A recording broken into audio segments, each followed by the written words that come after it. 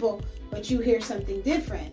And that is solely based on, like I said, your own personal experiences, perception of the person relaying the message.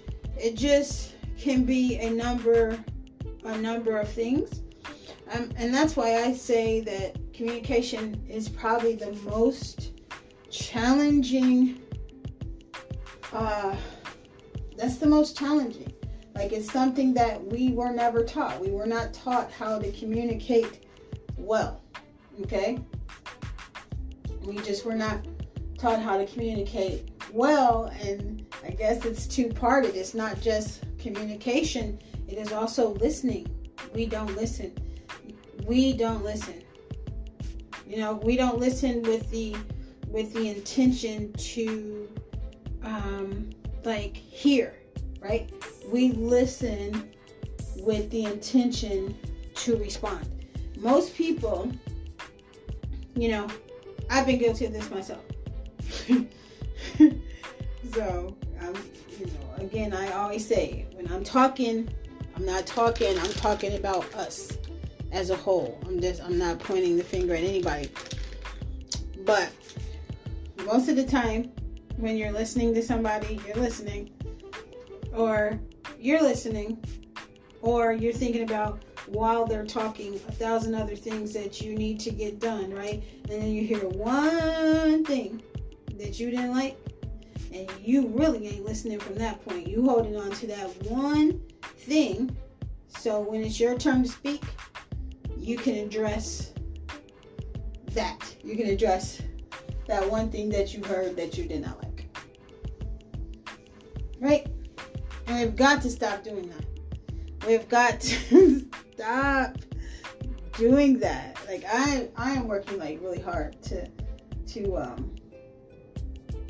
really cut that out, because you miss so much. You miss so much. You can't listen to respond.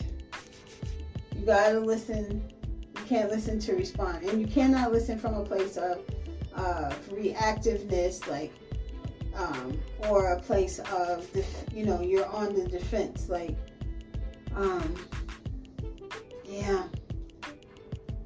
If I could say anything that is killing more relationships than cancer, it's definitely got to be the communication piece, because we're just not listening. And that's unfortunate, and that's actually very, very, very sad. So what can we do? How do you think? I personally think serious conversations should absolutely, positively never be had via a text. Yeah, if you can't talk to people in person and express how you feel, all serious conversations should be reserved for face-to-face or over the phone. It should not be a fucking text, because it just shouldn't. That's my personal opinion. That's my personal opinion. I just think in some cases, if you wouldn't say, when you're having a discussion via a text or what have you, if you can't say what it is that you're trying to say, if you wouldn't say those things to the person's face, then you shouldn't be saying it via a text. So I think texting is the work of the devil, and I have said this before.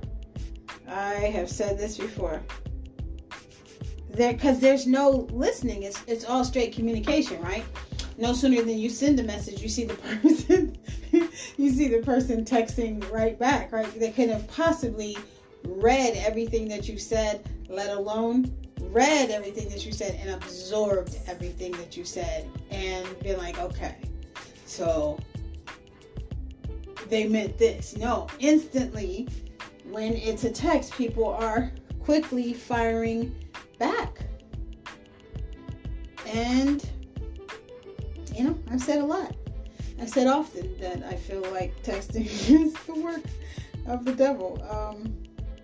And with me just saying that, I'm going to start taking my time. Matter of fact, from this day forward, I'm never going to have another serious conversation via text. My response is going to be, if you need to say something to me or you need to talk to me, you can call me or we can meet up. But I'm not having any more serious conversations via a text message. Just, I think, entirely too much information just gets lost in translation and misunderstood. Like, I've had some of the simplest conversations or the simplest questions be misconstrued. Okay, whatever. I've had the simplest questions like misunderstood. So, I don't think that's something that we should do anymore. I think all serious conversations should be reserved for in-person or a telephone conversation. I have, and over the last,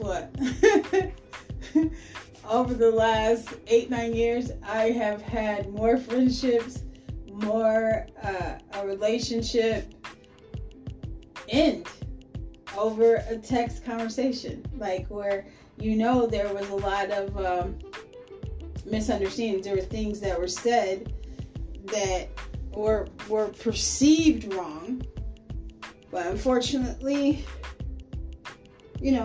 I feel like verbal conversations, like you could be like, okay, wait a minute, okay, so what I just heard you say was this. Is that what you meant to say? But that's a liberty that we don't have when texting, right? It's all ego-based. It's all based on what you thought you heard. A long, long time ago, probably one of my favorite poets, Talam Acey, said, communication is not what you thought you heard, and communication is not what you thought I said.